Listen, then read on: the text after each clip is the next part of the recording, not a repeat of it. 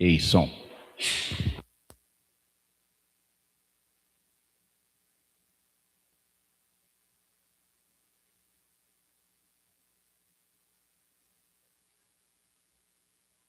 Bom dia, irmãos. Baixa para -10. Graça e paz, amém? Que bênção, né? Que alegria a gente estar na casa do Senhor. É um privilégio. Vamos iniciar essa nossa manhã de escola bíblica com oração. Em seguida, as nossas crianças, os alunos da classe Novos Membros podem ir também para suas classes. E eu vou pedir que o irmão Leonilson esteja fazendo a oração inicial por nós, por favor.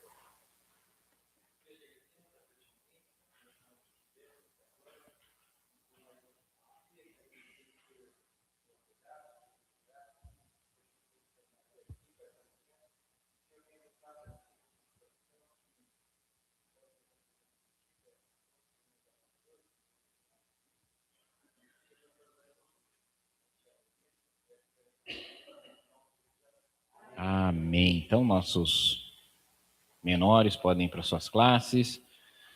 Os irmãos da classe Novos Membros também podem ir.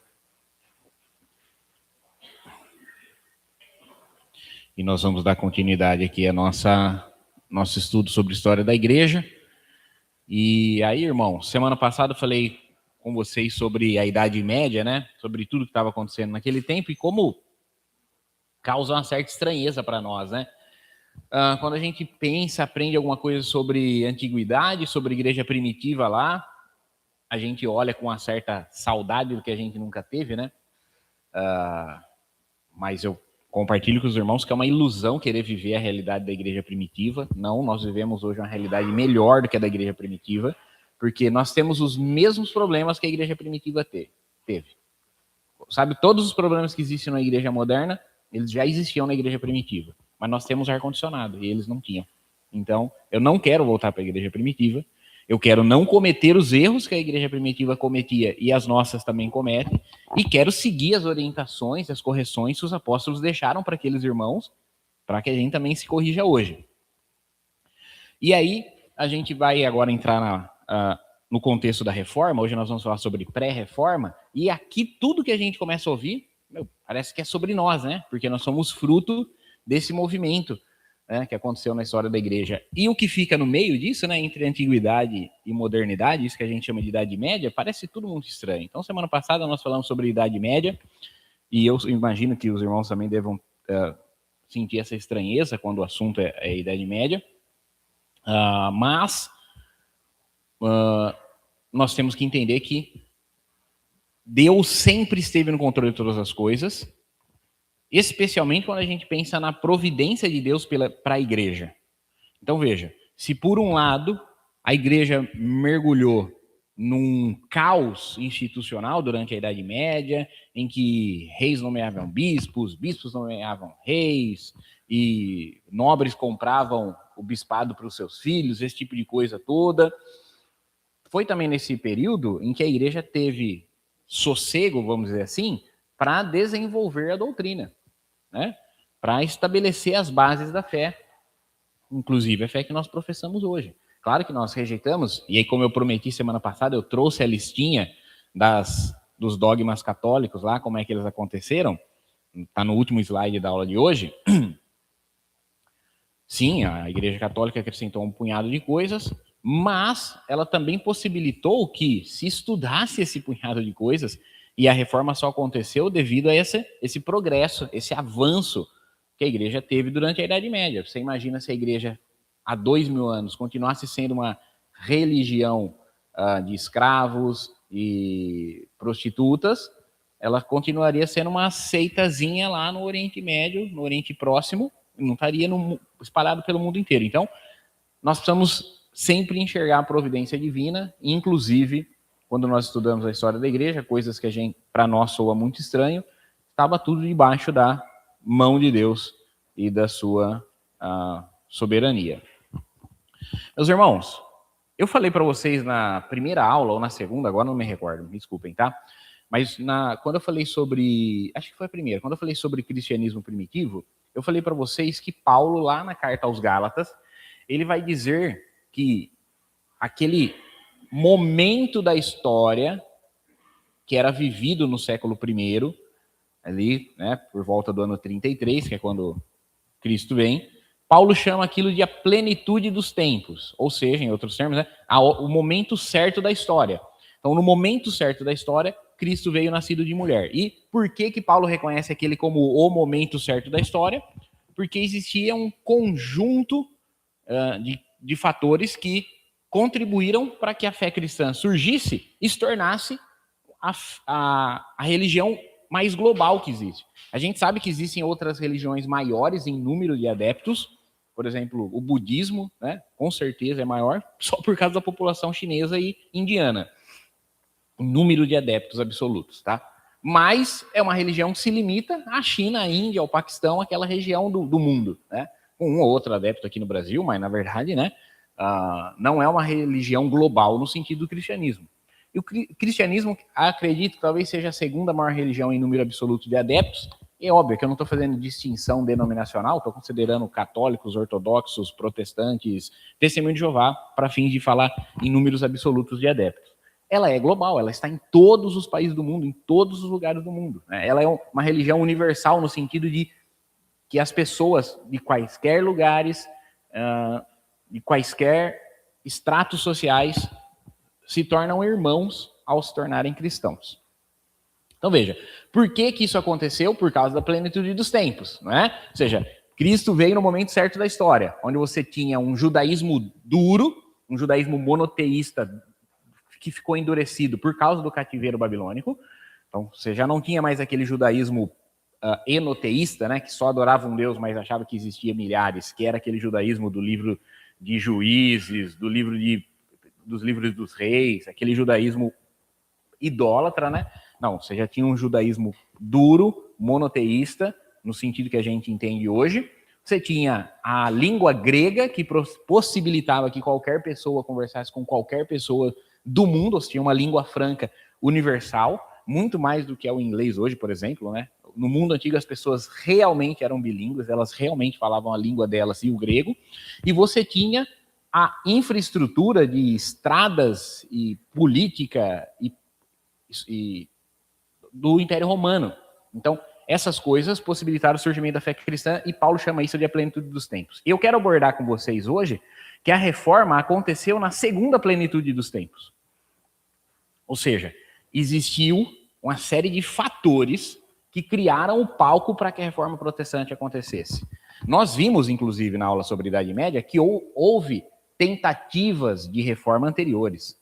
Houve consciência de muitos monges, padres e mesmo leigos, né, dentro do catolicismo romano, de que era preciso uma reforma institucional na Igreja Romana, né, a respeito do foco excessivo em política, da riqueza, do foco excessivo na riqueza, enfim, as críticas que eles teceram lá, né, da falta, do afastamento que a igreja criou para o povo, né?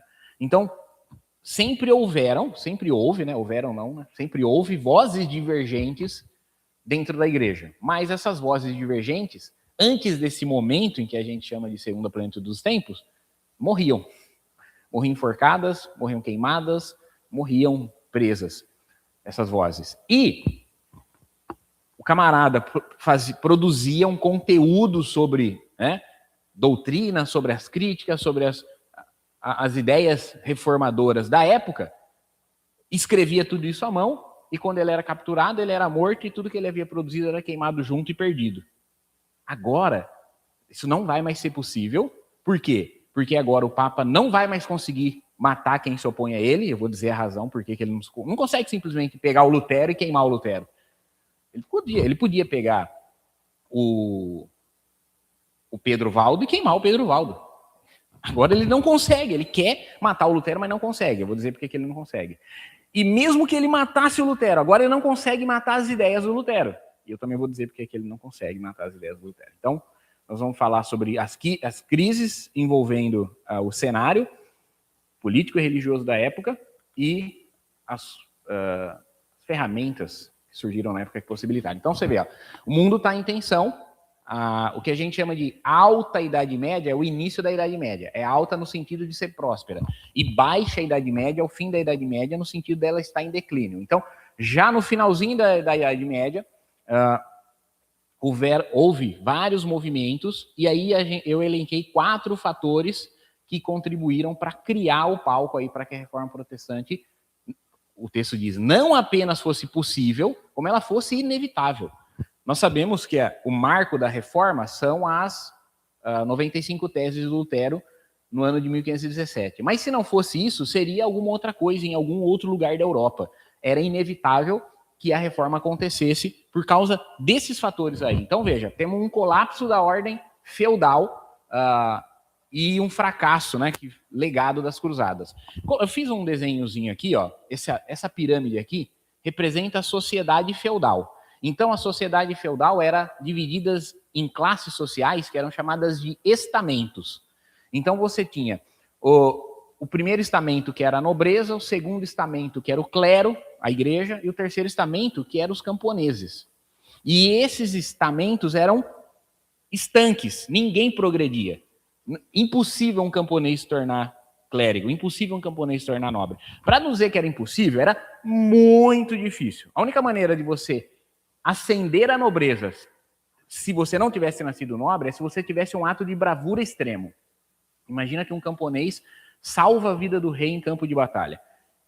Ele vai ganhar um título de nobreza por causa desse ato de bravura. Mas fora episódios assim extremamente raros, era impossível. Então imagina assim, hoje pode ainda ser socialmente controverso, né, que pessoas que estão em estratos sociais, né? Hoje em dia não faz mais sentido falar de classe social, né? Mas pessoas que estão em estratos sociais se casem, pode ainda ser um tabu em uma ou outra família, mas socialmente isso é bem aceito. Ninguém teria nenhum problema com isso, né? Sei lá, que alguém que vem de uma família muito pobre e humilde casasse com filhos de pessoas muito ricas. Não é nem um pouco controverso hoje em dia, né? Mas naquela época era completamente proibido, né? Então, esquece. Então, essa ordem social, ela começa a entrar em colapso. Em cima de tudo isso, né? Então você tinha aqui os camponeses, o clero, a nobreza, em cima de tudo isso você tinha o rei. Mas essa ordem social vai colapsar, ela vai deixar de funcionar, ela vai deixar de fazer as coisas funcionar. Isso, em parte, por causa das cruzadas. As cruzadas vão acender uma chama de fundo social que vai fazer com que o feudalismo perca a estabilidade. Temos uma crise moral e institucional na igreja. Então, a igreja também... Lembra que a igreja foi o elemento unificador da Europa? Com o fim do Império Romano, você tinha vários reinos, vários principados, vários clãs germânicos, bárbaros, liderando aqui e acolá, e não existia uma unidade, então a igreja entrou em cena e criou essa unidade. Então, agora eu não posso mais dizer eu sou romano, eu sou romano, eu sou romano, porque eu sou visigodo, o outro é celta, o outro é saxão, mas agora você pode dizer assim, eu sou cristão. Então, o elemento unificador foi a religião cristã, e agora isso vai perder força por causa da moralidade da igreja que foi ruindo, né? Nós temos um despertamento intelectual, então, já vou antecipar alguns termos aqui, com o renascimento urbano causado pelo fim do feudalismo, também surge um renascimento cultural. Então, esse despertar intelectual do renascimento vai fazer com que as pessoas procurem conhecer as obras da antiguidade. Isso não só em termos de cristianismo, a redescoberta dos filósofos gregos, né, Do Platão, do Aristóteles, né? Enfim. E com isso também as obras dos originais dos cristãos, o Novo Testamento em grego e etc. e tal. Então, existe um renascimento intelectual. E, nesse momento, algumas vozes vão surgir influenciadas por esses fatores, mas ainda vão ser silenciadas. Por isso, hoje nós vamos só até a pré-reforma, não vamos falar da reforma. Vamos começar a falar da reforma propriamente dita só semana que vem. Então, essas vozes vão surgindo e ainda, num primeiro momento, elas vão ser caladas pela morte, pela fogueira, pela forca, pela prisão, pelo exílio, mas, com o tempo, eles já não vão mais conseguir calar essas vozes, tá bom? Então, esses 4 fatores aí. Então, o primeiro deles, né, o fim do feudalismo, né, e o fracasso, entre aspas, das cruzadas, porque, veja, eu quero contar para vocês o que aconteceu durante as cruzadas. Então, aqui nós temos aqui o mundo mediterrâneo, tá? Aqui temos Portugal e Espanha, França, aquilo que é o Sacro Império Romano Germânico, que hoje a gente chamaria isso aqui de Suíça, Alemanha, mas naquela época não existia nada disso, tá? Embora a França já existisse, Portugal e Espanha já existisse, e a Inglaterra, né, ali naquela ilhazinha também já existisse. É ruim só que a minha luzinha não aparece na tela da... Ainda não existia ainda um mundo, uma Alemanha, né? Mas o Sacro Império Romano Germânico reunia esses povos germânicos, né? Que hoje para nós é a Suíça, a Holanda, a Bélgica, enfim, tudo estava debaixo desse guarda-chuva político que era o Sacro Império. República Tcheca, enfim. Então nós tivemos as invasões islâmicas, vocês lembram que eu falei semana passada, e nós tivemos as cruzadas com uma reação cristã de reconquista das terras que haviam sido invadidas pelos muçulmanos. Agora, acontece o seguinte, os cruzados, eles criaram um sistema bancário. Olha que loucura. Então, você tinha dinheiro, ouro, moedas de prata e ouro, e como é que você saía, sei lá, de Paris para Constantinopla levando ouro, sem ser assaltado, sem ser abordado, né, por ladrões e a sua caravana ser assaltada. Então você não levava o ouro, você deixava o seu ouro com um banqueiro. Sim, tô usando um termo anacrônico aqui, tá? Eles não eram chamados de banqueiro e ainda não eram um banco. Tô sendo anacrônico, mas só para você entender. Você deixava o seu dinheiro com um banqueiro lá em Paris e ele te dava um cheque. Ele te dava um papel dizendo assim, a pessoa portadora desse cheque tem 30 moedas de prata comigo. E aí você ia com esse papel, nenhum ladrão ia querer roubar aquele pedaço de papel. Ele não sabia do que era aquele papel. Não sabe se aquele papel tem um conteúdo religioso, o que tem. Ele te assalta, tá, entrega tudo que você tem, ele não vai pegar o seu papel, porque ele não sabe o que tem naquele papel. E aí você chega, sei lá em Constantinopla, que é esse pedaço de papel, e procura um outro banqueiro e fala, olha, eu tenho 30 moedas de prata lá em Paris. E aí esse camarada aqui de Constantinopla te dá 30 moedas de prata. E assim foi criado o sistema bancário. Tá? Tô sendo muito genérico e anacrônico, mas basicamente isso. Tá? E também, durante esse movimento das cruzadas, renasceu o comércio. Por quê? Se por um lado os muçulmanos estavam trazendo a fé islâmica para a Europa, junto com isso eles também estavam trazendo mercadorias vindo do Oriente. Então vocês já devem ter ouvido também a respeito da Rota das Índias, né? Do Caminho das Índias, da Rota da Seda, esse tipo de coisa que vinha do Extremo Oriente, China, Índia, né? Que na época para eles tudo era Índia, tá? Tudo era Índia, mas essas coisas vinham e eram trazidas para a Europa por essas rotas comerciais. Então, quando as cruzadas chegam ao fim, quando a guerra entre os cristãos e os sarracenos chegam ao fim, o comércio não, o comércio continua. E agora ele é turbinado, vou dizer assim, né? Pelo sistema bancário que havia sido criado. E é isso que faz com que o sistema feudal perca força. Porque lembra, antigamente, então, ou eu era nobre ou era clérigo. Geralmente o clérigo, o padre, o bispo, ele era filho de um nobre também, né? Então, assim, esses dois primeiros estamentos, eles eram aliados contra o terceiro estamento, que era dos camponeses. Mas um grupo desses camponeses, de quem era do terceiro estamento, não necessariamente era camponês no sentido de trabalhar no campo, né, trabalhar na roça, mas parte desse grupo, que não era nobre nem clérigo, enriqueceu com o comércio que surgiu e criou uma nova classe, que não era nem nobre, nem camponesa, e que não vivia no campo, por isso não era camponesa mesmo, não era campestre. vivia na cidade, na fortaleza, que em línguas germânicas é burgo. Então, essa classe que vive no burgo é a classe burguesa. Depois, é claro, até o século XIX, lá, a crítica do Karl Marx e tudo mais, burguês vai ganhar um outro sentido e é basicamente o sentido que a gente tem hoje de burguês. Tá? Mas pensa assim, quem mora no campo é camponês, quem mora na vila é vilão. Né? Você não pensa que vilão é o cara que faz coisas más, né? Por que o vilão é mau? Porque ele não se sujeita ao rei. Então ele mora na vila, ele é um vilão. Né? Quem mora no burgo é burguês. Quem mora na cidade, né? No burgo, é um burguês. Então essa classe social vai surgir. Essa classe social vai enriquecer com o comércio e vai comprar influência com o rei, sem ser nobre. Porque o rei prefere... Qual que era o papel do nobre naquela época? Proteger o rei, exército. Então, o nobre, ele liderava um exército. Então, o papel do nobre era garantir a proteção do rei. Tá? E, em troca disso, ele recebia as benesses da nobreza, né? Vivia a vida mansa de um nobre. Agora, se eu não sou nobre, mas eu tenho dinheiro, eu posso comprar um exército, financiar um exército de mercenários. Então, o rei falou assim, agora eu não preciso mais ficar sustentando essa nobreza aqui, se simplesmente eu trabalhar junto com os burgueses. Por exemplo, eu vou falar aqui para vocês. Espanha e Portugal foram os países da vanguarda das navegações. Então, eles jogaram os navios deles no Oceano Atlântico, pensando em dar a volta ao mundo, chegar na Índia e comprar as especiarias sem depender dessa rota terrestre aí, né, do comércio com os muçulmanos. Por acidente, eles descobriram um novo mundo que é o continente americano. Mas quem financiou esses camaradas a sair com esses navios? Os reis. E quem eram esses caras que saíam arriscando a vida? Burgueses.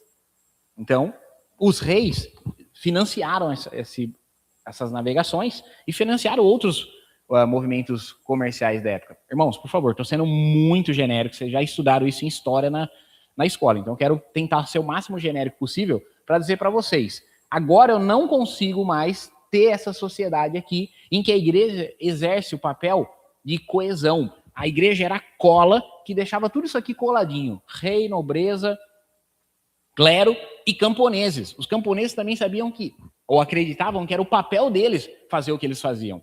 Né? Não vou dizer que não existiam camponeses insatisfeitos. Claro que existiam, obviamente. Né? Mas eles sabiam que aquele era o papel dele, porque estava tudo bem coladinho com a cola da religião romana. Agora isso perde força por causa do renascimento comercial e do renascimento urbano.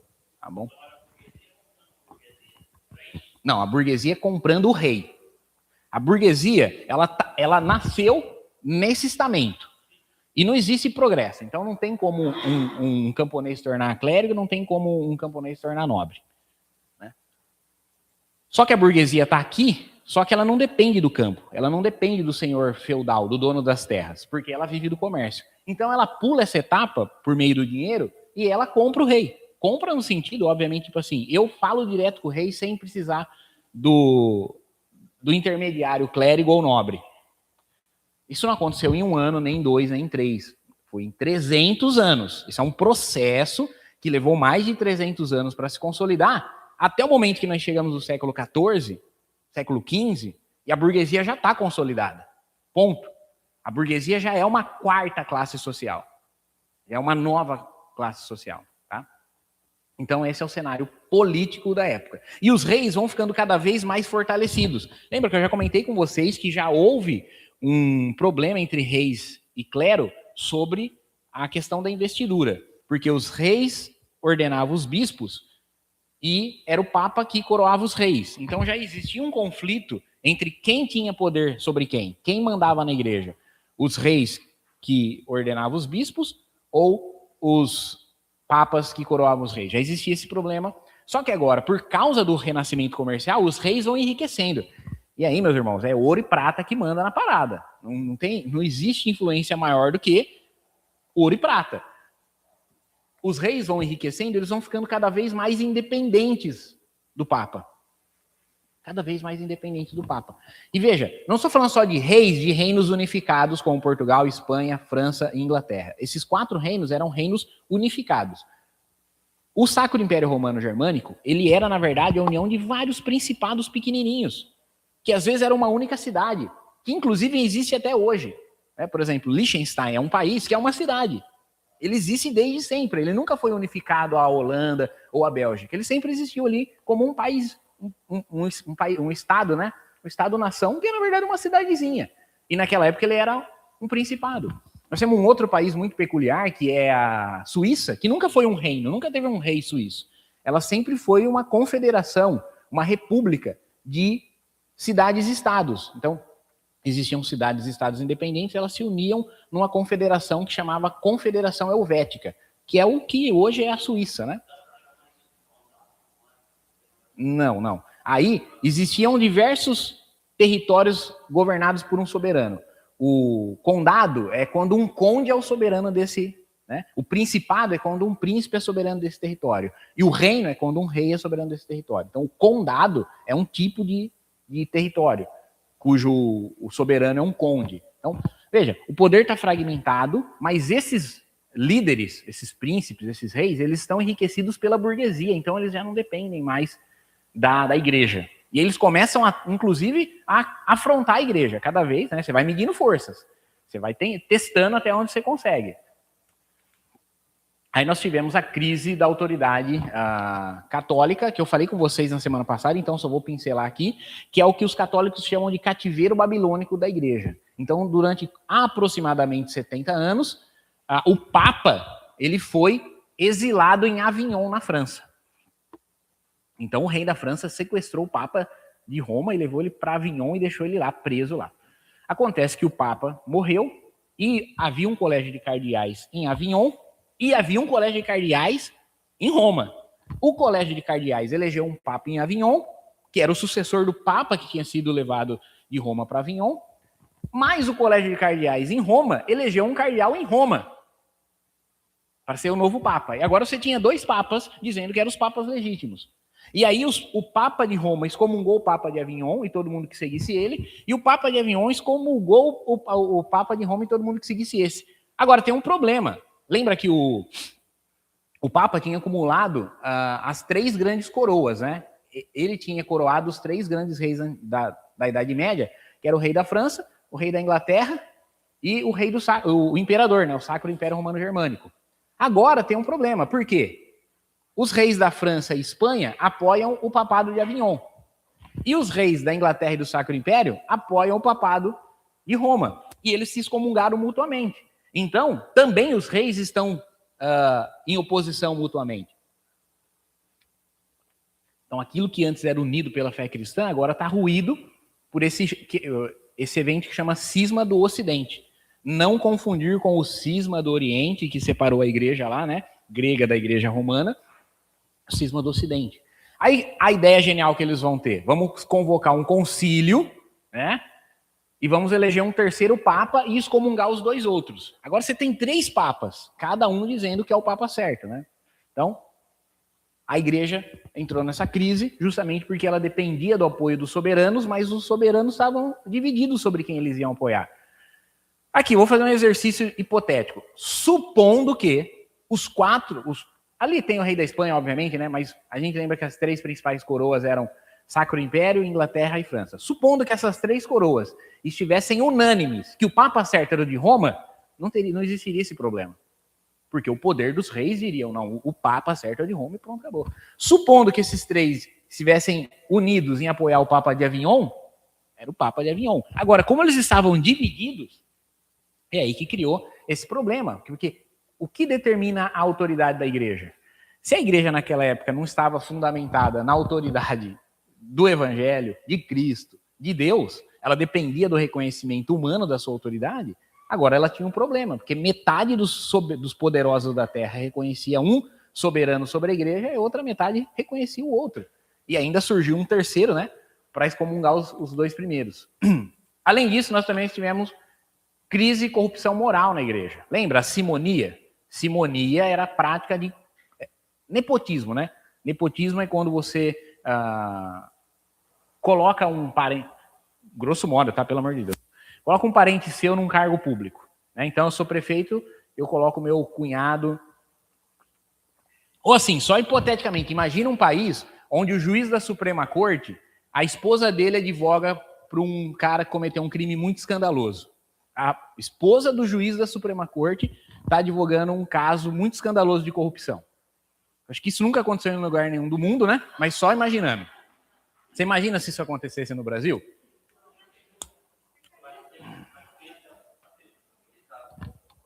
É.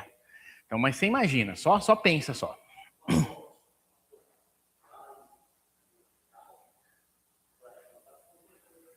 É. Por favor, porque está sendo gravado na internet, hein, irmão.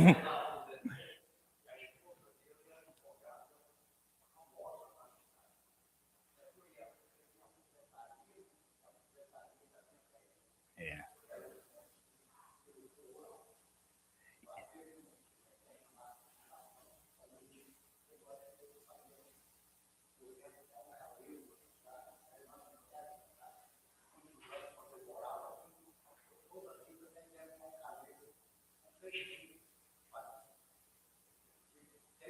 Não, que isso.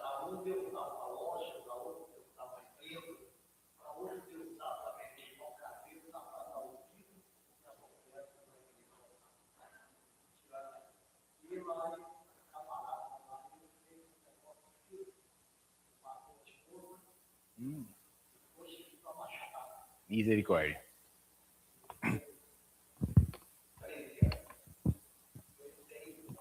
Dinheiro. Uhum.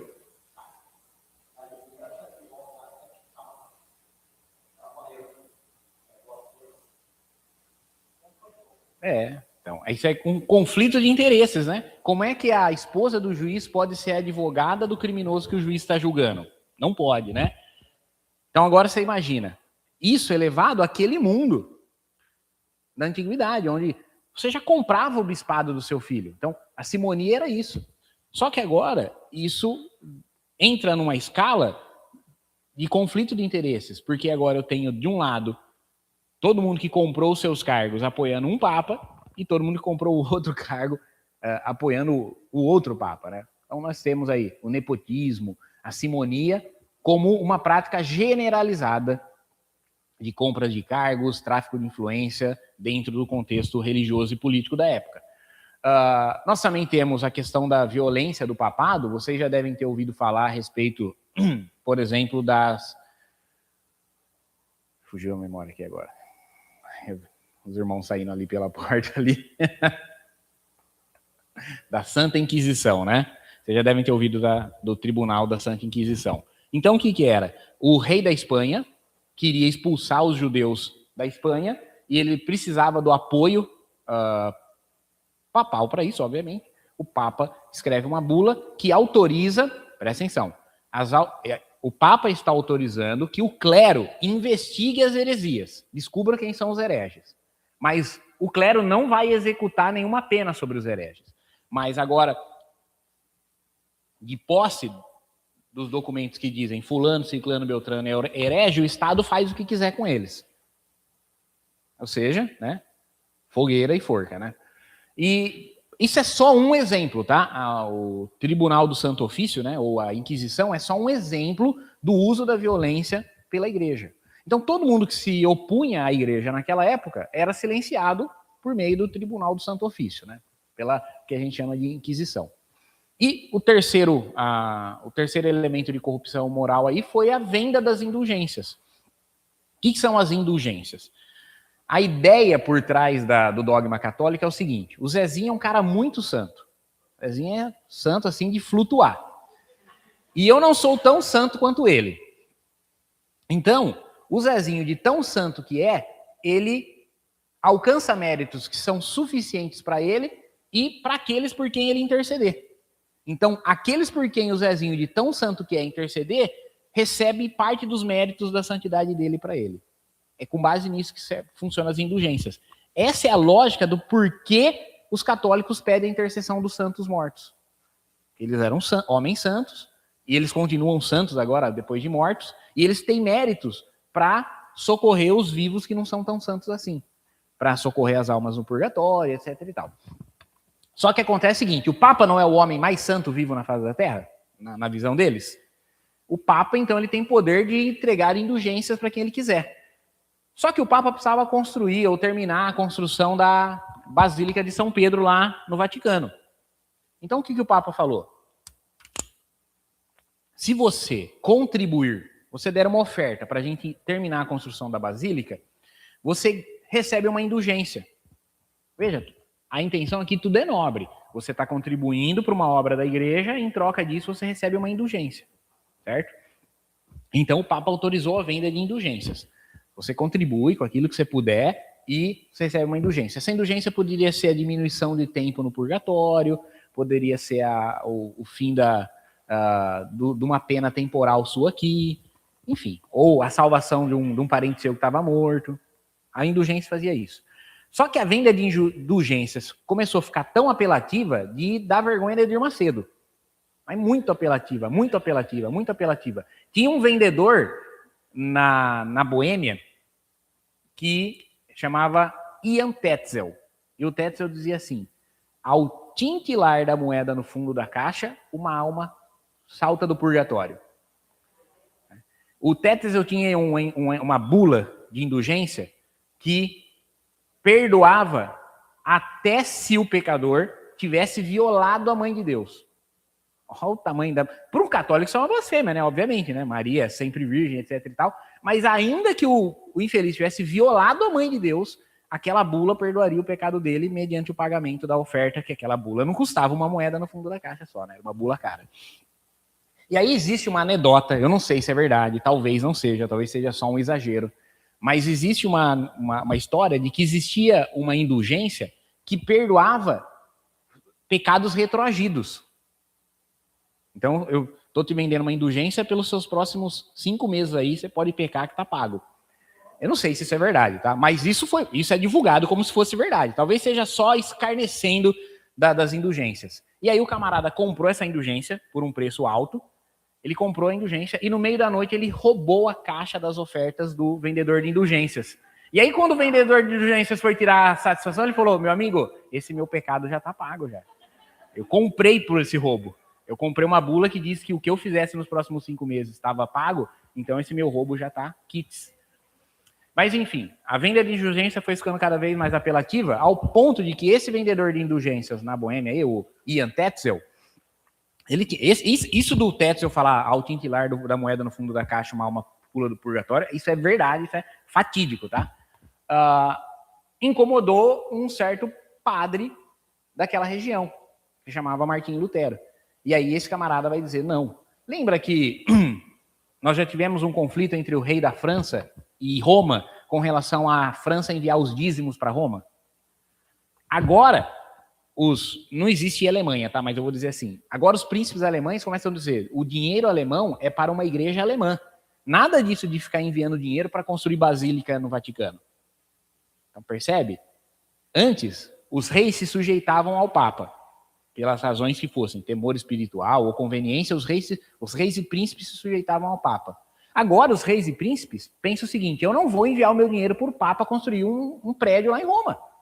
Então, se esse meu padre, se esse meu monge, se esse meu clérigo aqui está criticando a igreja, e a crítica dele faz o dinheiro da igreja alemã ficar na Alemanha, ou o dinheiro da igreja suíça ficar na Suíça, eu vou apoiar esse camarada. Entendeu? Então nós temos essa crise moral na igreja também contribuindo. Agora, vamos lá. Tudo isso acontece ao mesmo tempo, tá? Claro que aqui nos meus slides, na minha aula, uma coisa acontece após a outra, mas tudo isso está acontecendo ao mesmo tempo por um período de cerca de 300 anos. Nós temos o renascimento cultural. Então, junto com o renascimento urbano e o renascimento comercial, também surge o renascimento cultural. Por quê? Nesse contato entre os comerciantes burgueses e os muçulmanos, os sarracenos, eles redescobrem os filósofos gregos, traduzidos para o árabe, obviamente, mas eles redescobrem Platão, Aristóteles e a obra desses homens que tinha ficado desaparecida por cerca de 300 anos. E agora há um interesse de, vamos ler esses caras no original? Vamos ler Aristóteles em grego clássico? E óbvio, fragmentos minúsculos disso são encontrados e são estudados. Mas o Novo Testamento tinha sido preservado pela igreja em abundância. Então, se você tem, sei lá, meia dúzia de papiros de Platão e Aristóteles, você tem 5.000 papiros do Novo Testamento em grego. E agora existe um interesse por ler o Novo Testamento em grego, ler o Antigo Testamento em hebraico, e não mais na tradução latina oficial da igreja. Então, esse movimento, né, de renascimento cultural é conhecido como humanismo, né? E existe o humanismo cristão, ou seja, um humanismo que enxerga que Deus criou o homem à sua imagem e semelhança e deu a ele o governo sobre a terra. Então, na terra, o homem é o centro dos interesses, porque ele é o representante de Deus na terra. A gente sabe que existe um humanismo secular que levou a uma secularização que se opõe ao cristianismo atualmente, né? Aliás, se opõe ao cristianismo desde o século XVIII, mas atualmente faz com que, se você é um humanista, necessariamente você não é um cristão. Mas naquela época, o surgimento do humanismo, surge um humanismo cristão. Tem um personagem aí importante chamado Erasmo de Roterdã. Ele foi o responsável por editar o primeiro Novo Testamento em grego. Então ele pegou todos aqueles manuscritos e papiros escritos à mão e ele fez uma edição impressa do Novo Testamento em grego. Tá? Esse Novo Testamento do Erasmo foi base de uma edição posterior que foi conhecido como Texto Recebido, que foi base das Bíblias protestantes por mais de 150 anos. Ainda é o original de uma tradução em língua portuguesa, que é Almeida Corrigida Fiel. Eu acho maravilhosa essa tradução, só tem um problema com ela, que é o uso do tu e vós, dar semeia, que torna impossível. Eu percebi que era impossível continuar usando a Corrigida Fiel quando eu comecei a ensinar o Evangelho para a Sofia, porque eu tinha que ler a Bíblia e explicar o que eu tinha acabado de ler. Então eu falei, desisto. Eu preciso de uma Bíblia que eu leia e eu tenha só explicar o significado do que eu li. E não, aliás, eu tenho só explicar o sentido daquilo, né? Mas não o significado das palavras em si. Mas ainda é base até hoje, né? É claro que depois foram descobertos muitos outros manuscritos, depois desse período aí do século XV, XVI, muitos outros manuscritos foram descobertos, e hoje as Bíblias que a gente tem, elas são baseadas num trabalho manuscritológico que Erasmo não teve acesso, os reformadores não tiveram acesso, né? O Almeida, por exemplo, que é o camarada que traduz a primeira Bíblia para o português, a partir dos originais, não teve acesso, né?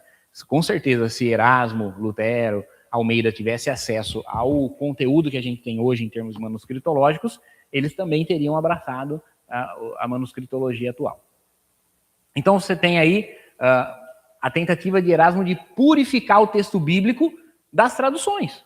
Irmão, toda tradução já é um esforço interpretativo, né? Então, nem sempre, ou quase nunca, para falar a verdade, uma língua tem um equivalente exato para outra língua das expressões. Então você tem que, ao fazer uma tradução, interpretar daquela língua original para o que isso significa na sua língua materna. Vou dar um exemplo para vocês. Existem trechos no Antigo Testamento, existe um trecho lá, né, do Antigo Testamento, dos livros históricos, em que Deus manda o rei invadir uma nação inimiga e matar todos que urinam na parede. Literalmente é escrito isso. Você nunca leu isso na sua Bíblia, né? Porque o tradutor não traduz assim. Porque o que a expressão hebraica, todos que urinam na parede, significa? Quem urina na parede? Homem. Então o tradutor diz assim, matem todos do sexo masculino. Mulher não urina na parede. Mulher urina no tornozelo. É verdade, né, irmão? Aí o cara já entra, mata todos os homens e todos os cachorros. Mas, viu, literalmente, o texto hebraico traz: matem todos os que urinam na parede. Mas o que isso quer dizer em hebraico? Matem todos o sexo masculino. Então, o tradutor, ele já tem que trazer um esforço interpretativo. Porque não existe uma equivalência direta entre urinar na parede e pessoa do sexo masculino em português. Precisa haver essa tradução interpretativa. Então, a ideia do Erasmo e o Erasmo era um padre católico, tá, gente? Não é um reformador protestante, Mas ele diz assim, não adianta ler a Vulgata de Jerônimo, porque o Jerônimo, ao traduzir a Bíblia do hebraico para o latim, do grego para o latim, ele já faz interpretações como essa, né? Que eu acabei de dar um exemplo aqui, até absurdo para vocês, né? Então, vamos ler os originais, vamos ler o hebraico em hebraico, vamos ler o grego em grego. E isso, obviamente, os reformadores também vão se valer disso na hora de fazer as suas traduções da Bíblia, o Lutero para o alemão, o Calvino para o francês, né, e depois, mais tarde, o Almeida para o português, né? O Wycliffe para o inglês. Então, os estudos das fontes, né? Grego e hebraico, e a comparação entre uma tradução do original e a tradução da Vulgata Latina mostrou discrepâncias no texto bíblico. Talvez a mais esdrúxula, assim, absurda, que foi notada logo na tradução de Lutero para o alemão, é que o Evangelho de Mateus traz Jesus pregando assim, você já deve ter lido. Arrependam-se porque está próximo o reino de Deus. Né? Mas a tradução de Jerônimo na Vulgata Latina trazia fazei penitência porque está próximo o reino de Deus. E veja, mais uma vez, a equivalência entre metanoia no grego e fazer penitência no latim é uma equivalência interpretativa. O problema é o significado que a palavra penitência ganhou ao longo de 500 anos. Ganhou a prática de fazer alguma coisa para punir a minha própria carne e merecer o perdão de Deus. Então, originalmente, em latim, fazer penitência era o equivalente de arrepender-se. 500 anos depois, o sentido da palavra ganhou outra. Quer ver? Vou dar um exemplo aqui para você, um palavrão bem difícil. Déspota. O que é um déspota? É um tirano, uma pessoa que é um líder que abusa do seu poder e não respeita ninguém. Originalmente, a palavra déspota significa apenas soberano, alguém que manda. Não necessariamente com esse sentido negativo que a palavra ganhou ao longo dos anos. Então, por exemplo, você tem no Novo Testamento Deus sendo chamado de déspota. Algum tradutor coloca déspota? Não, coloca soberano senhor, porque a palavra déspota ganhou um sentido negativo ao longo do tempo. Tá? Então, vamos lá. As traduções, então, a partir dos originais, mostrou essa discrepância entre a Bíblia padrão da Igreja Católica, que era a Vulgata de Jerônimo. E aqui é a revolução da coisa, meu irmão. Por quê? Porque se antes eu matava o Pedro Valdo e queimava todos os pergaminhos dele, todo o trabalho dele foi perdido, agora, se eu matar o Lutero, eles não mataram o Lutero, né? Isso, inclusive, foi um lamento do próprio Lutero. O Lutero fala assim, chegou no final da vida, ele morreu de velhice, né? O Lutero. Ele fala assim, como... Não é eu me arrependo, eu não lembro agora exatamente como que é a expressão, mas como eu lamento não ter sido morto, né? Como um mártir da causa, né? Tá morrendo aqui de velhice, enquanto muitos outros antes de mim morreram martirizados pela causa. Mas por quê? Ainda que eles matassem o Lutero, quando o Lutero ele escreve as 95 teses, ele não escreveu em alemão, não era para nenhum alemão ler. Ele escreveu em latim, era para provocar um debate entre bispos, entre teólogos. Mas depois, quando ele é excomungado pelo Papa, as outras obras do Lutero são escritas em alemão, para os alemães ler. E esses caras imprimiam na invenção do Gutenberg, aí, né, na prensa de Gutenberg, e tipo assim, meu amigo, se você queimar uma, tem outras 1000 saindo na prensa amanhã. Não tem mais como você apagar as ideias. Não só do Lutero, do Zwinglio, do Calvino, todos os reformadores em geral, essas ideias se espalhavam muito mais rápido por causa da invenção da imprensa. O Gutenberg inventou essa máquina, né, que é uma máquina de tipos móveis. Você já viu uma máquina de escrever? As letrinhas não são um carimbo de metal, assim, numa haste? Uma prensa de tipos móveis, se você nunca viu, é uma chapa de madeira com os encaixezinhos, você vai colocando as letrinhas lá, você monta uma página, e aí você imprime 150 da mesma página. Você muda os tipos, a página 2, imprime. Enfim, é muito... Hoje em dia, impressora é outra tecnologia, é outro tudo, né? Você pode pegar uma impressora offset, uma gráfica, outro papo, mas para aquela época, uma impressora de tipos móveis era um avanço extraordinário. Então, o Papa encomendou uma Bíblia. O Papa encomendava Bíblias de quando em quando, tá? Uma Bíblia em latim, Vulgata de Jerônimo. Encomendava as Bíblias, e aí um monge sentava lá e começava, manuscrito, copiava, aquelas páginas todas decoradas, né? Você já deve ter visto aquelas bíblias antigas, com páginas cheias de arabesco, letra colorida, decorada com ouro, né? Você já deve ter visto assim na internet. Já. Ou talvez você foi em um museu e viu uma bíblia dessas.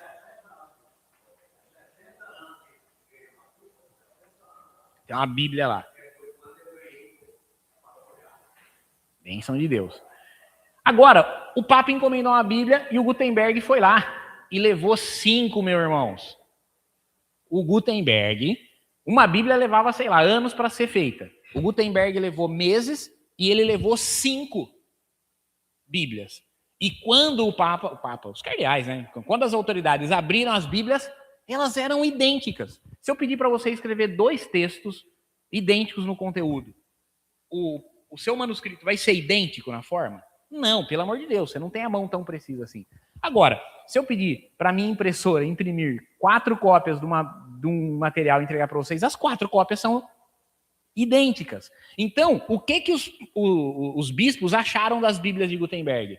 Queriam queimar o Gutenberg, ele é um bruxo. Como é que ele faz 5 Bíblias idênticas em meses? E são idênticas mesmo, isso aqui é bruxaria, vamos queimar esse camarada. Aí ele, cara, não, meu amigo, peraí, isso aqui foi feito nessa máquina, é assim que faz. Então, veja, depois, né, o Gutenberg, a ideia do Gutenberg se espalhou, todo mundo tinha uma prensa, cada cidade tinha uma prensa, e os panfletos e as Bíblias eram impressas aos milhões. Tem um episódio envolvendo a tradução do Novo Testamento para inglês, que é o seguinte, essas Bíblias eram traduzidas para o inglês, depois elas eram levadas para a Europa, para o continente, impressas e contrabandeadas para Inglaterra de volta. Só que quando as autoridades inglesas pegavam essas Bíblias, eles queimavam. Aí o que aconteceu? Dá trabalho, né? Contrabando dá trabalho. Um camarada lá, uma autoridade inglesa, teve a ideia genial de comprar as Bíblias para queimar elas. Não é muito mais fácil? Eu compro ela, o contrabandista, eu pago o contrabandista, ele me dá por dinheiro e queima. Acontece que cada Bíblia que ele comprava, o contrabandista voltava para a Europa e mandava imprimir outras 5, pelo preço que ele vendia, né? Então, cada Bíblia que era comprada pelas autoridades inglesas financiava a impressão de outras 5. Então, irmãos, assim, ó, quando a gente pensa em segunda plenitude dos tempos, eu falo para os irmãos, esse evento é a pá de cal sobre a autoridade católica da época. Por quê? Agora, eu não tenho mais o apoio incondicional dos reis. Então, por exemplo, por que o Lutero não foi morto? Porque simplesmente o príncipe de Worms de Wittenberg não quis entregar ele. O príncipe de Wittenberg falou, não vou entregar ele para o Papa. Simples assim, não vou. Eu sei que se eu entregar, o Papa vai matar ele, não vou entregar. Claro que ele não podia simplesmente falar, não vou entregar. O que ele fez? Malandro. Ele contratou uma pessoa para sequestrar o Lutero. E escondeu o Lutero. Então, para todo mundo, o Lutero tinha sido sequestrado e morto. Na verdade, ele ficou anos ali escondido, e depois, quando a poeira baixou, ele estava aqui o tempo todo. E assim foi, por exemplo, com o Zwinglio, na Suíça. O Papa não tinha autoridade simplesmente para chegar lá em Zurique e mandar prender o Zwinglio e matar ele. Não. As autoridades suíças não permitiram. Né? Então, o Papa já não tinha mais apoio dos príncipes, então, se o príncipe simpatizasse com a reforma, ele protegia o reformador, o teólogo, na época eles ainda eram padres, né? O padre reformador ali da cidade dele. E financiava a produção de material e a tradução para a língua do povo. E a alfabetização do povo. Porque não adianta nada eu ter Bíblia em alemão se nenhum alemão sabe ler alemão. Não adianta nada eu ter Bíblia em francês se nenhum francês sabe ler francês. Então, a alfabetização do povo. Então, percebe, irmãos, que por isso que lá no comecinho da aula eu disse que isso não apenas tornou a reforma possível, como tornou ela inevitável. Se não fosse com Lutero, seria com outro. Seria com Felipe Melanchthon ou com uma outra geração de reformadores depois dele. Se não fosse em 1517, seria em 1600. Uma hora ou outra, a reforma ia estourar, por causa todo esse caldo que se formou, né, em torno da Europa, que ruiu, né, implodiu, né, que é quando a coisa explodia para fora, né, implodia para dentro. Implodiu a Igreja Romana na Europa. Sim. Isso, a aula que vem eu vou falar só sobre a reforma e vou falar das principais delas, né? Que é a reforma luterana, a reforma reformada e a reforma anglicana. E talvez na semana que vem ainda falo sobre o puritanismo. Semana que vem não, aula que vem, né? Que semana que vem tem batismo, não tem aula. Outros movimentos de reforma. Irmãos, aqui, ó, antes de Lutero, então veja, século XIV, a reforma do Lutero no século XVI, 1517, portanto, século XIV e século XV, nós temos outros reformadores. O Wycliffe, no século XIV, e o Jan Hus, no século XV, são o que nós chamamos de pré-reformadores, né? O Wycliffe, qual que eram as críticas dele? Para ele, a autoridade suprema da igreja era a escritura. Então, a doutrina precisava ter fundamento bíblico e não a voz do Papa. Então, ele se opunha ao Papa e à tradição como autoridades e defendia que só a Bíblia era a autoridade final em termos de doutrina. Ele iniciou a primeira tradução completa da Bíblia para o inglês. Inclusive, é dito que o Wycliffe dizia assim, que o desejo dele é que no futuro um menino camponês vai conhecer mais da Bíblia do que o Papa. Nós vamos distribuir a Bíblia de tal maneira que qualquer jovem camponês no interior da Inglaterra vai conhecer mais do Novo Testamento do que o Papa. Então ele defendia não só que ela fosse traduzida para o inglês, como que ela fosse distribuída amplamente. É claro que na época o rei da Inglaterra ainda era pró-Papa, né? E ele mandou matar o Wycliffe. Né? Então, ele também se opunha, por exemplo, a uma doutrina que era a doutrina da transubstanciação, e que o pão se torne corpo e o sangue se torne em sangue. A gente tem que entender também, irmãos, que nem todos os pré-reformadores, e mesmo nem todos os reformadores, criam como nós cremos hoje. Por exemplo, um pré-reformador também bastante conhecido, que é o Savonarola, ele foi um pré-reformador ali do que hoje a gente chama de Itália, né? Também não existia Itália naquela época. Ele era devoto de Maria. Ele tinha outros problemas com outras doutrinas católicas, né? Então, eu não posso imaginar que o Wycliffe seria considerado um evangélico nos termos de hoje, mas ele se opunha a algumas coisas que nós, como cristão evangélico, também nos opomos. Nós nos opomos à autoridade papal sobre a Escritura, né?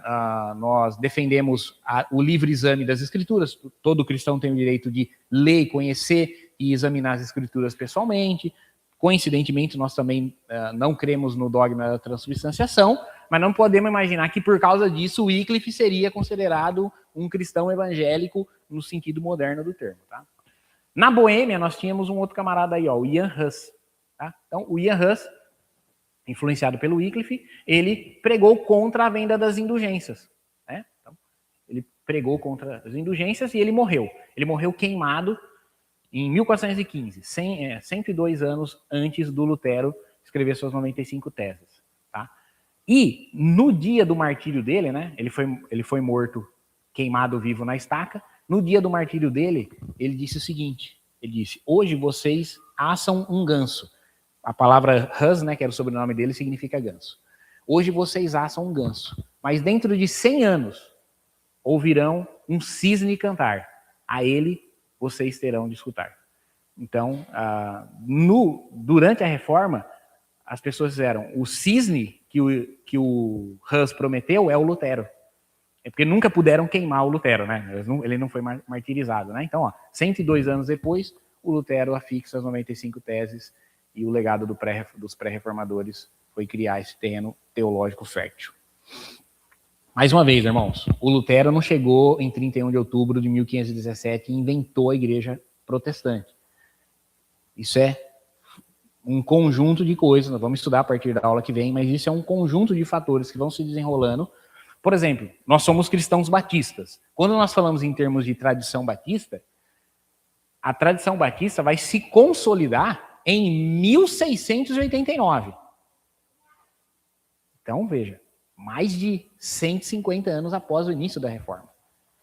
Então, aquilo que eu tenho certeza que qualquer um de nós poderia chegar numa igreja batista e, embora a gente fosse estranhar a forma do culto, a maneira de se vestir, imagina que se você não ligasse para a forma, mas para o conteúdo, qualquer um de nós entraria numa igreja batista em 1630, em 1690, em 1700 e pouco, e nós nos sentiríamos numa igreja nossa.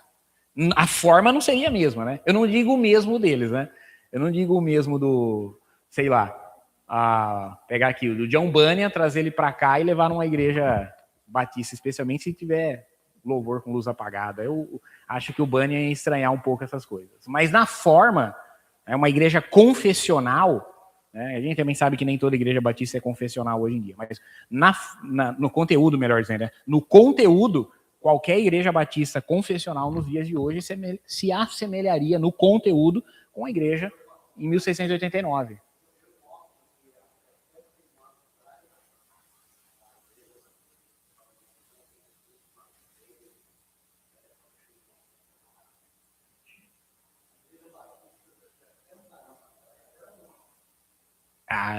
Infelizmente eu concordo com o irmão.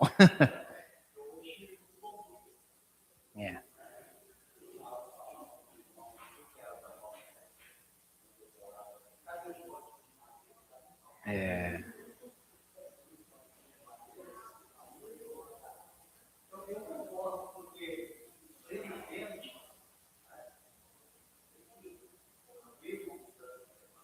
Sim.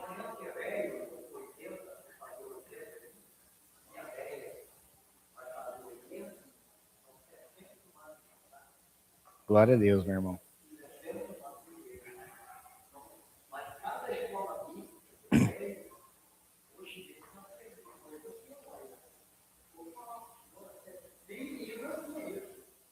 Glória a Deus. Louvado seja Deus, irmão. Sim.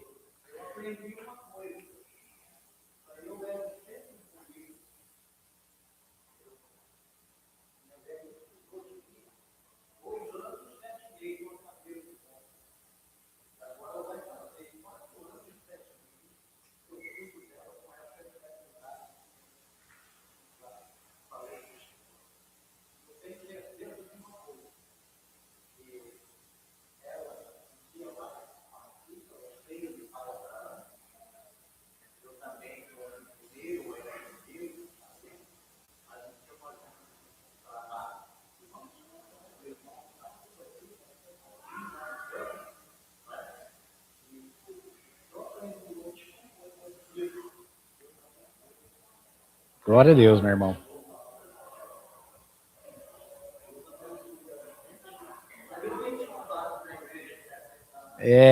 Eu sei, viu, meu irmão? E eu tenho certeza que daqui 70 anos eu vou ter saudade da igreja de 2020. Se bem que hoje eu já não tenho muito saudade da igreja de 2020. Eu sou uma pessoa que eu penso que a forma vai mudar, invariavelmente a forma vai mudar. Sempre mudou, vai continuar mudando. Mas os princípios precisam permanecer.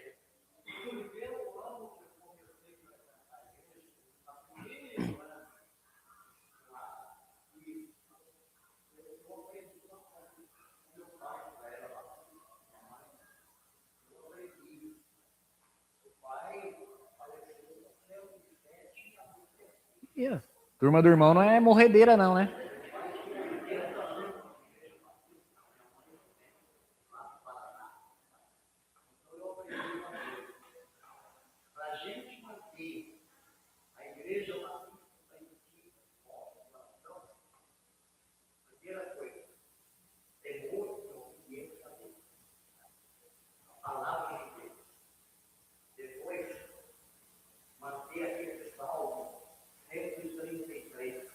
Comunhão.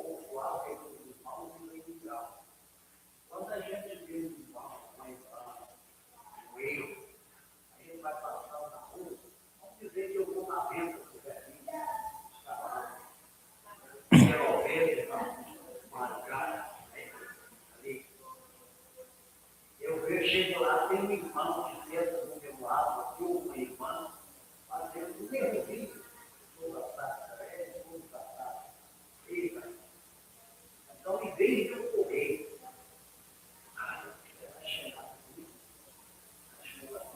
quarta-feira de contar, contar com o diabo. Então, não faz isso, tá? Não é bom fazer isso. Vai lá uma vez, dá uma abraçadinha de Deus.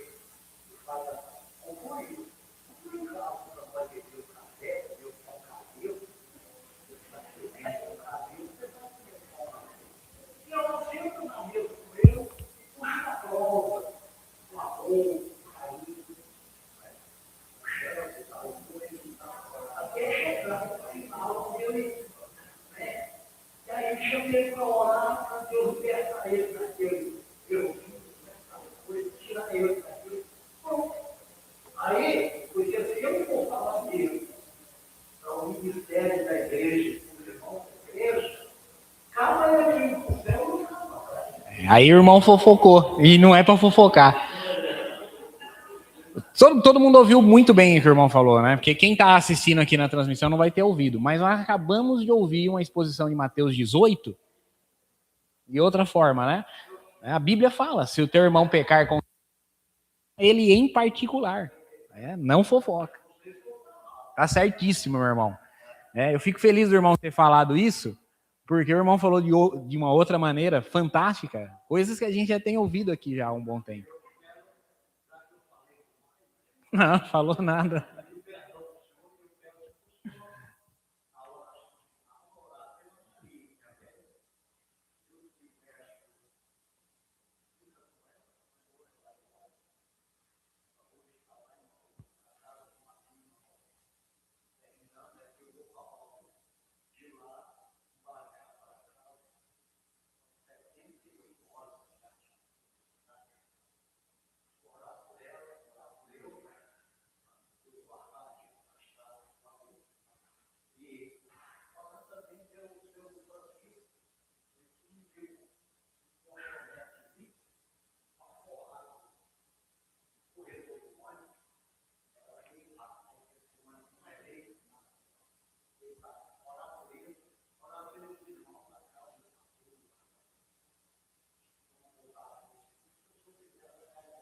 Nós vamos orar. Assim que nós formos encerrar, eu vou chamar o irmão aqui para nós estarmos orando por você e pela sua esposa, com certeza.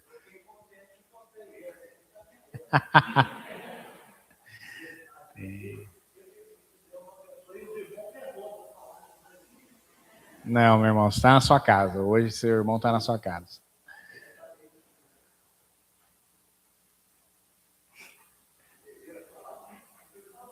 Pode falar, meu irmão, pode falar. Irmãos, eu só vou encerrar com aquele quadro que eu tinha prometido semana passada. Sei que está difícil de ler. Para vocês é mais fácil de ler do que para mim ali. Vou ler com vocês aqui, tá? Então, lembra que eu falei semana passada que a Igreja Católica, ela foi pouco a pouco se afastando do padrão da Escritura.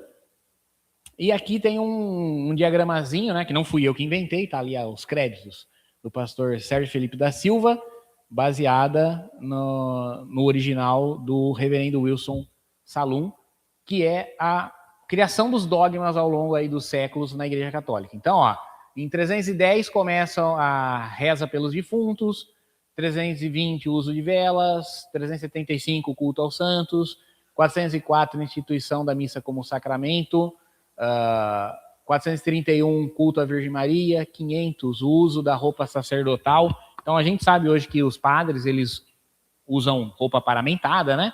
Isso não existia até o ano 500. Até o ano 500, se o cidadão comum usasse jeans e camiseta, o pastor usava jeans e camiseta. Esse é o motivo por eu não usar terno, tá? Não tem nada contra terno.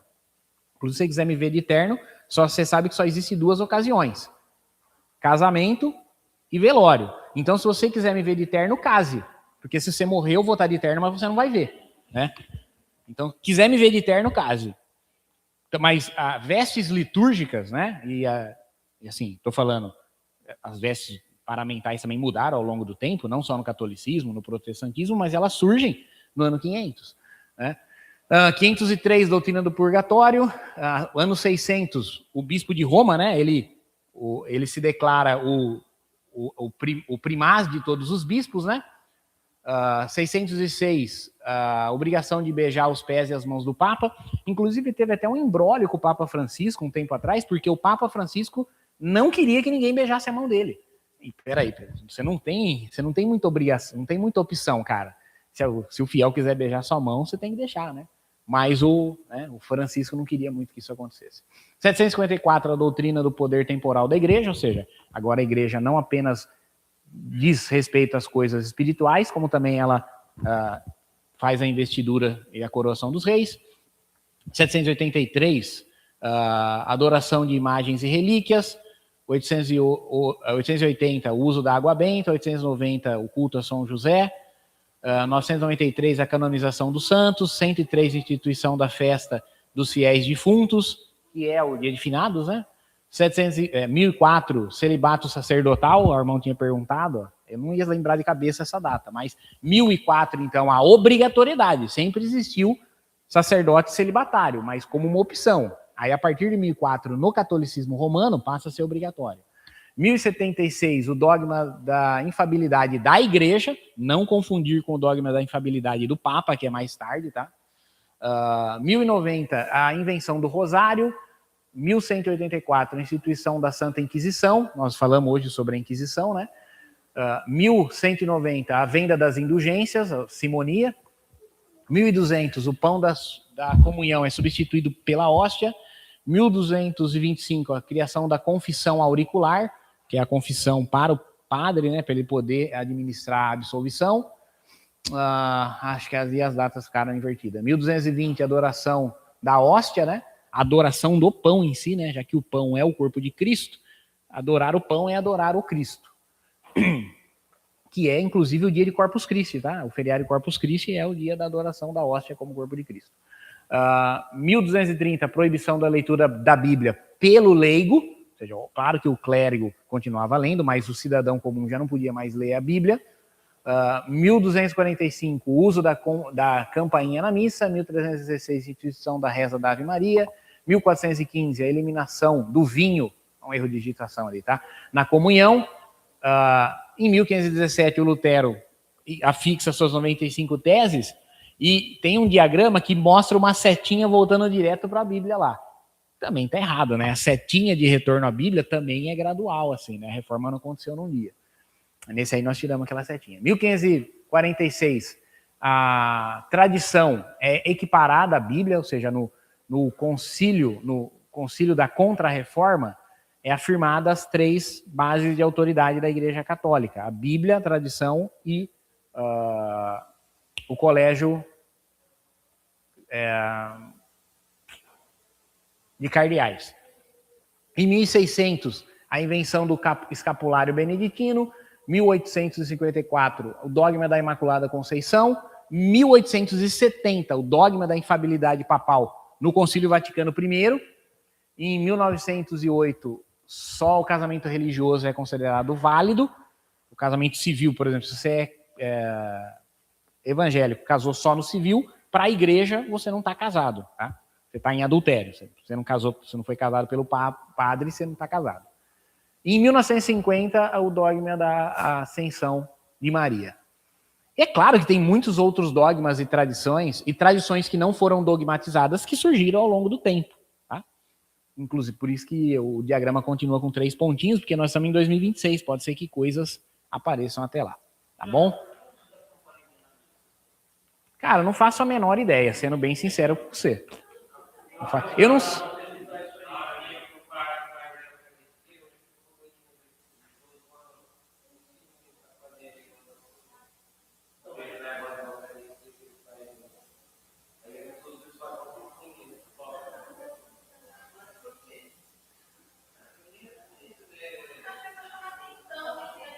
Assim, ó, não faço a menor ideia. Pode ser que esse sininho evoque alguma coisa, pode ser uma referência aos guizos que tinha na roupa do sacerdote no Antigo Testamento. Eu, sendo bem sincero, os irmãos, para acordar quem... Boa ideia, meu irmão. Acho que hoje à noite não vou ser eu que vou pregar. Vai ter um convidado pregando aqui. Mas acho que no sermão do domingo, no próximo domingo, eu vou trazer um sininho aqui só... Tinha? Tá guardado ali? Então tá certo, hein?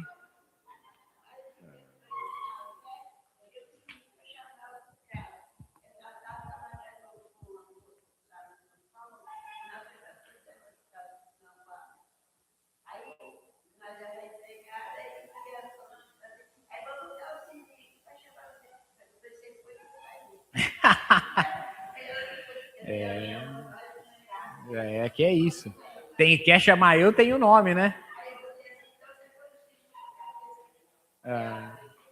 Então, ó, por causa disso aí que a irmã falou, para não causar nenhuma confusão, não vou mais trazer o sininho dia 26. Meu irmão consegue vir aqui à frente? Vamos orar.